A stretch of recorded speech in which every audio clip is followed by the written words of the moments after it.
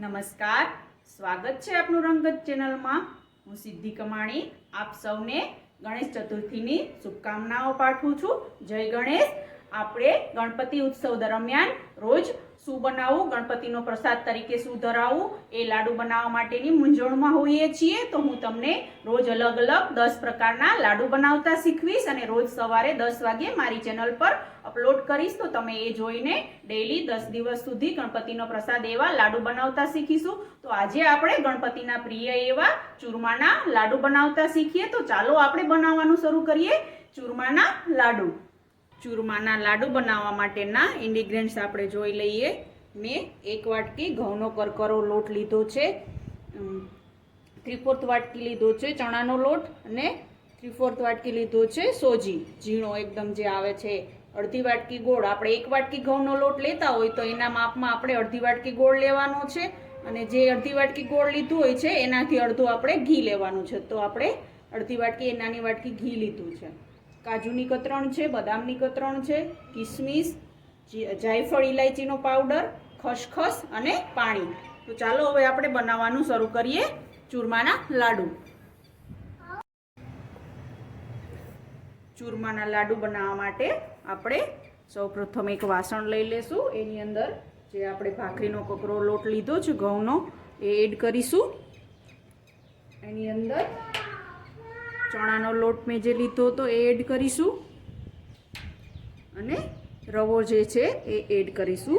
ઝીણો રવો લેવાનો છે એટલે આપણા લાડુનો ટેસ્ટ ખૂબ જ સારો આવે ચણાનો લોટ અને રવો એડ કરવાથી।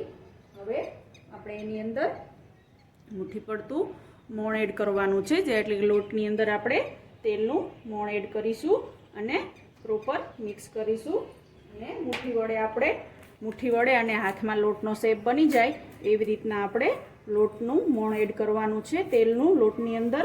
તો આવી રીતે આપણે તેલ પ્રોપર રીતે લોટમાં મિક્સ કરી અને આવી રીતે મિક્સ કરી અને આપણે મુઠ્ઠી વાળીએ અને મુઠ્ઠી વળી જાય એવો લોટ રેડી થાય એટલું મોણ આપણે એના લોટમાં એડ કરી અને મોણ આપવાનું છે, જેથી લાડુનો ટેસ્ટ ખૂબ જ સારો આવે અને લોટ પણ મસ્ત બંધાય। અને લોટ આપણે એકદમ કઠણ બાંધવાનો છે અને પછી આપણે મુઠિયા વાળવાના છે। તો આવી રીતે આપણે બધા જ લોટમાં પ્રોપર તેલનું મોણ મિક્સ થાય એવી રીતે મિક્સ કરી લેવાનું છે અને બધો જ લોટ વ્યવસ્થિત મિક્સ થઈ જાય તેલની અંદર તેવી રીતે મિક્સ કરી અને પછી આપણે હાથથી અડાડી શકાય અને હાથ વડે ગરમ દાજી ન જવાય એવું ગરમ પાણી કરી અને આપણે લોટ બાંધવાનો છે। તો આવી રીતના મુઠ્ઠી પડતું મોણ નાખી અને લાડુ માટેનો આપણે લોટ બાંધીશું। તો હવે આપણે એની અંદર થોડું ગરમ પાણી હાથ અડાડી શકાય એવું નાખી અને કઠણ લોટ બાંધીશું। મેં 1 કપ પાણી લીધું છે, પણ જરૂર મુજબ આપણે પાણી લેવાનું છે। જો કઠણ લોટ બંધાય ત્યાં સુધી જ પાણી એટલું જ એડ કરવાનું છે, જે એકદમ કઠણ લોટ આપણે બાંધવાનો છે લાડુનો, જેથી એકદમ સરસ લાડુ ટેસ્ટી બનશે અને તળતી વખતે મુઠિયા પણ સરસ તળાઈ જશે અને તેલ પણ નહીં શોષે। તો આવી રીતે આપણે કઠણ લોટ બાંધી અને મુઠિયા વાળવાના છે, પાણી એડ કરતું જવાનું છે અને એકદમ કઠણ લોટ બાંધી અને પછી આપણે મુઠિયા વાળી લેશું। આપણો લોટ કઠણ બંધાઈ ગયો છે, તો હવે આપણે એના મુઠિયા વાળી લેશું। આવી રીતે ઓવલ શેપમાં મુઠિયા વાળવાના છે। આવી રીતે મુઠિયા વાળી અને એકદમ કઠણ આમ દબાઈ ને આપણે આંગળીથી એમાં શેપ આપવાનો છે। આવી રીતે આપણે બધા જ મુઠિયા વાળી લેશું અને પછી એને તળી લેશું। તમે જોઈ શકો છો આવી રીતે આપણે બધા જ મુઠિયા વાળી લેવાના છે આંગળી વડે ખાંચો પાડીને, જેથી અંદરથી પણ પ્રોપર પાકી જાય। તો હવે આપણે મુઠિયા માટે તેલ ગરમ કરવા મૂક્યું છે। તેલ ગરમ થાય એટલે આપણે ગેસની ફ્લેમ મીડિયમ રાખી અને આપણે બધા જ મુઠિયા તળી લેશું। બનાવવા જે આપણે મુઠિયા તળવા માટે રાખ્યા હતા ને તેલ ગરમ કરવા માટે મૂક્યું હતું તે તેલ ગરમ થઈ ગયું છે। તો હવે આપણે બધા જ મુઠિયાને જેટલા પેનમાં સમાય એટલા તળવા માટે રાખી દઈશું અને ગેસની ફ્લેમ મીડિયમ રાખીને મુઠિયા તળવાના છે, જેથી મુઠિયા અંદરથી પ્રોપર પાકી જાય। જો તમે ગેસની ફ્લેમ હાઈ રાખીને તળશો તો મુઠિયા ઉપરથી પાકી જશે પણ અંદરથી કાચા રહેશે। તો આ રીતે આપણે બધા જ મુઠિયાને ગેસની ફ્લેમ મીડિયમ રાખી અને તળવાના છે, જેથી પ્રોપર રીતે અંદરથી અને બહારથી પણ પાકી જાય। તો હવે આપણે આપણા મુઠિયાને ગેસની ફ્લેમ મીડિયમ રાખી અને પકાવીશું। પાકે પછી આપણે એને બહાર કાઢી ઠંડા થાય પછી એનો ભૂક્કો કરશું. જોઈ શકો છો આપણા મુઠિયા તળાઈ રહ્યા છે.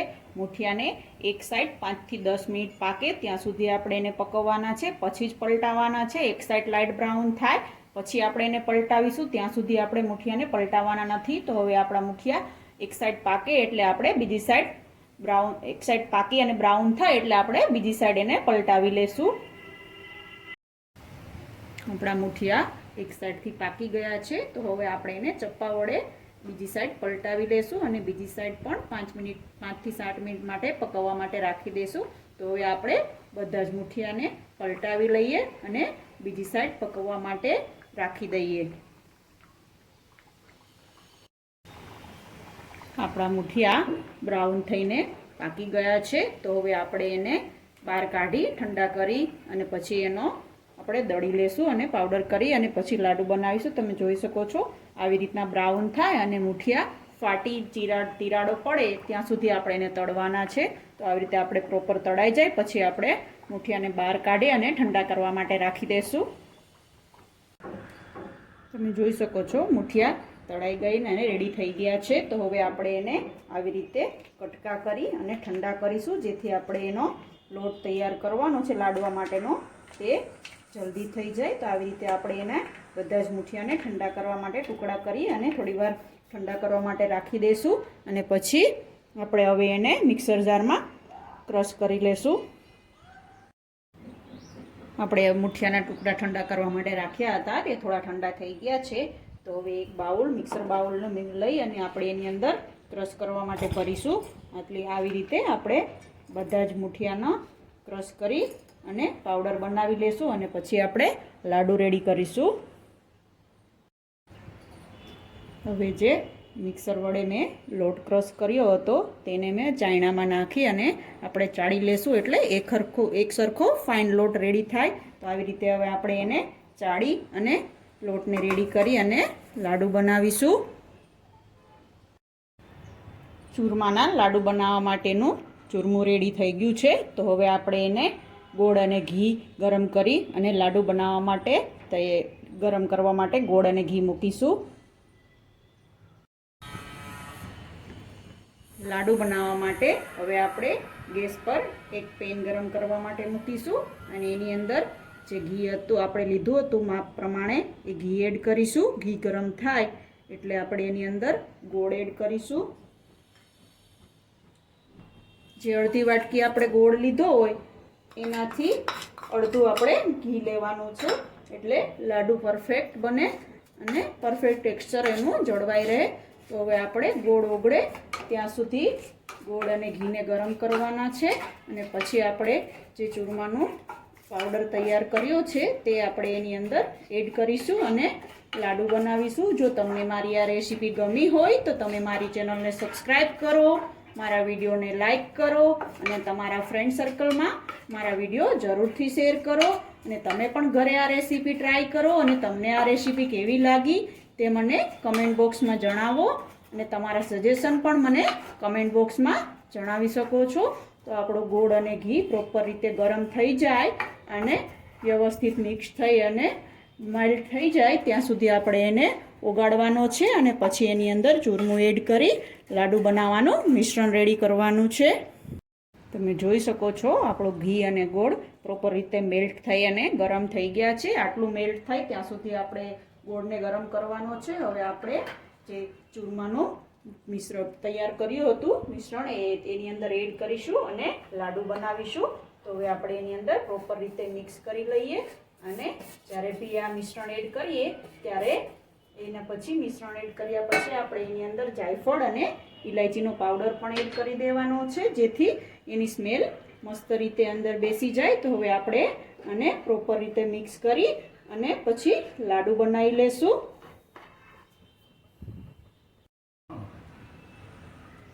આપણું લાડુ બનાવવાનું મિશ્રણ રેડી થઈ ગયું છે. તો હવે આપણે એની અંદર ડ્રાયફ્રૂટ એડ કરીશું. મેં 5 થી 6 બદામની કતરણ લીધી હતી તે આપણે એડ કરીશું. કાજુની કતરણ હતી તે એડ કરીશું અને કિસમિસ એડ કરીશું 15 થી 20. હવે બધું ડ્રાયફ્રૂટ મિક્સ થાય ત્યાં સુધી આપણે એને મિક્સ કરી લઈએ અને પછી આપણે લાડુ બનાવી લઈએ. આપણું લાડવા બનાવવા માટેનું મિશ્રણ રેડી છે. તો હવે આપણે લાડુ બનાવી લઈશું. મેં લાડુ બનાવવા માટે આવું એક મોલ્ડ લીધું છે. એની અંદર મેં ઘી લગાવી લીધું છે. હવે આપણે એની અંદર લાડુનું મિશ્રણ ભરી અને લાડુ બનાવીશું. તમે હાથથી પણ ગોળ શેપના લાડુ બનાવી શકો છો. હું આ મોલ્ડનો ઉપયોગ કરીને લાડુ બનાવું છું. તો આવી રીતે ફૂલ પ્રેસ કરી અને મોલ્ડની અંદર આપણે લાડુનું મિશ્રણ ભરી દેવાનું છે અને પછી આવી રીતે એને ધીમે ધીમે પ્રેસ કરી આવી રીતે આપણે બધા જ લાડુ રેડી કરી લેશું. અને લાડુ રેડી થાય એટલે આપણે એની ઉપર ખસખસ લગાડી અને સર્વ કરવાના છે. તો આવી રીતે આપણે બધા જ લાડુ ઉપર ખસખસ લગાડી દઈશું અને બધા જ લાડુ આપણે બનાવી લઈશું. તમે જોઈ શકો છો આપણા લાડુ બધા જ બળીને રેડી થઈ ગયા છે. હવે આપણે એને સર્વ કરવા માટે એક ડીશમાં લઈ લેશું. તો તૈયાર છે ગણેશજીના પ્રિય એવા ચૂરમાના લાડુ. જો તમને આ મારી રેસીપી ગમી હોય તો તમે મારી ચેનલને સબસ્ક્રાઇબ કરો, મારા વિડીયોને લાઇક કરો અને તમારા ફ્રેન્ડ સર્કલમાં મારા વિડીયો જરૂરથી શેર કરો. અને તમે પણ આ રેસીપી ઘરે ટ્રાય કરો અને તમને મારી આ રેસીપી કેવી લાગી તે કમેન્ટ બોક્સમાં જરૂરથી જણાવો. તો આવી જ અવનવી વાનગીઓ જોવા માટે જોતા રહો રંગત ખાણીપીણીના શોખીન ગુજરાતીઓની. Thanks for watching.